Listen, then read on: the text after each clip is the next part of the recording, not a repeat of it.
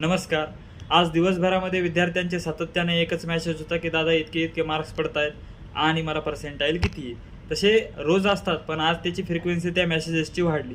सगळ्यात मोठं कारण की आता सगळेजण सर्वांना निकालाची उत्सुकता लागलेली आहे आणि मग आपला निकाल आपण पाहत असताना अनेकांना वाटतं की आपल्याला चांगलं पर्सेंटाईल यावं. मग अनेक जण मला रेफरन्स देत होते, की दादा तू या रेंजमध्ये सांगतोय, पण मला तर हे कॉलेज किंवा पर्सेंटाईल प्रिडिक्टर मला या पद्धतीचं सांगतोय. तर खरं सांगायचं म्हणजे तर काही विषयामध्ये जेव्हा 70 आणि 80च्या खाली ज्यावेळेस तुमचे मार्क्स असतात त्यावेळेस थोडं पर्सेंटाईल तुमचं प्रिडिक्ट करणं फार अवघड जातं. पण त्याही पलीकडे जाता हे जाऊ द्या, आता रिझल्ट आल्यानंतर कळेलच की आपल्याला कुठे किती पर्सेंटाईल पडायले, त्याच्यानंतर कुठले कॉलेजेस भेटतील काय. आता पहिल्या सेशनचा रिझल्ट येईल, त्याच्यानंतर दुसरा येईल. पण हे सगळं पाहत असताना विद्यार्थ्यांचा कुठंतरी एक ताणतणाव दिसत होता, की दादा घरचे रागवतात, असं करतात तसं करतात, त्यामुळे थोडं ताणतणावात होते.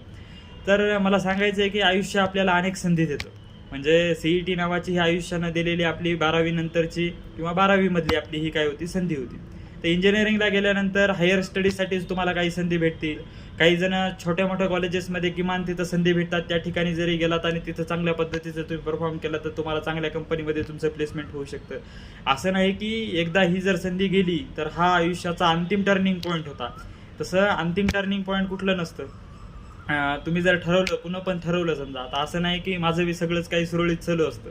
तर काही कमी जास्त प्रत्येकाच्या आयुष्यात चढ-उतार असतात. पण ह्या सगळ्या गोष्टी समजून घेत सगळ्या गोष्टीचा, सगळ्या विषयाचा स्ट्रेस किंवा एकंदरीत आपलं जे काही सिस्टीम आहे ती सगळी मॅनेज करत आपल्याला एकंदरीत पुढे जायचं असतं.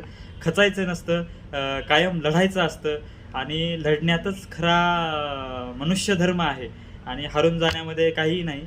तर एवढंच सांगायचं विद्यार्थी मित्रांना, की कुणीही हारून जाऊ नका, खचून जाऊ नका. रिझल्टची वाट पहा, पण सातत्यानं त्याच ताणतणावामध्ये राहू नका. रिझल्ट आल्यानंतर कसल्याही वेगळ्या पद्धतीचा आपण विचार करायचा नाही.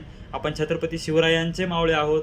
बाबासाहेबांना शिकवण दिलेली आहे, त्या बाबासाहेबांच्या विचारांचे आपण मावळे आहोत आणि आपण खचून न जाता नव्याने उभारी, या सर्व आपल्या ज्या चुका झाल्यात त्यातून नव्याने उभारी घेण्याचा आपण सातत्यानं प्रयत्न करत राहू. एवढंच बोलतो, थांबतो. धन्यवाद.